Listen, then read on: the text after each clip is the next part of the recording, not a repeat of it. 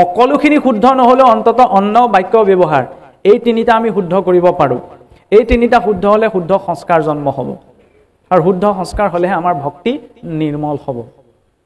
গতিকে কিবা এটা খাবলৈ বহিছোঁ সেই দ্ৰব্যটো ঈশ্বৰক অৰ্পণা কৰিছোঁ কিবা এটা কৈছোঁ ঈশ্বৰক অৰ্পণা কৰি কিবা এটা কাম কৰিছোঁ ঈশ্বৰক অৰ্পণা কৰি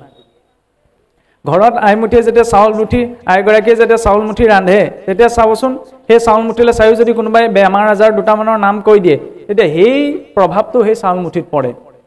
আৰু কোনোবাই চাই যদি ভাল কথা কয় তেতিয়া সেই প্ৰভাৱটো চাউল মুঠিত পৰে কেনেকৈ আইসকলে ঘৰত পৰীক্ষা কৰি চাবচোন চাউল সিজোৱা চাউল দুমুঠি দুটা সৰু চিচাৰ বৈয়ামত থৈ দিব এটালৈ চাই পেলাই ভাল কথা দুটামান এটালৈ চাই বেয়া কথা কেইটা কৈ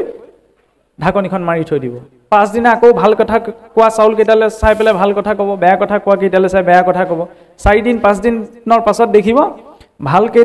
ভাল কথা কোৱা চাউল কেইটাত ভালদৰেই থাকিব আৰু বেয়া কথা বা বেমাৰ আজাৰৰ নাম উচ্চাৰণ কৰা চাউল কেইটাত ভেঁকুৰ উঠি যাব অন্নই প্ৰভাৱ পেলায়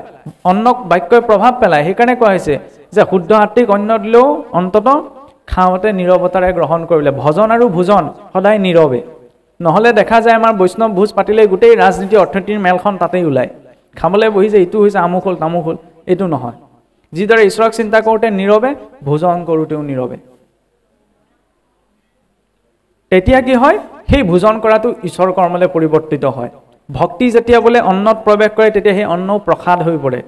ভক্তি যেতিয়া ক্ষুধাত প্ৰৱেশ কৰে তেতিয়া সেই ক্ষুধাও উপবাস হৈ পৰে ভক্তি যেতিয়া কৰ্মত প্ৰৱেশ কৰে তেতিয়া সেই কৰ্মও বোলে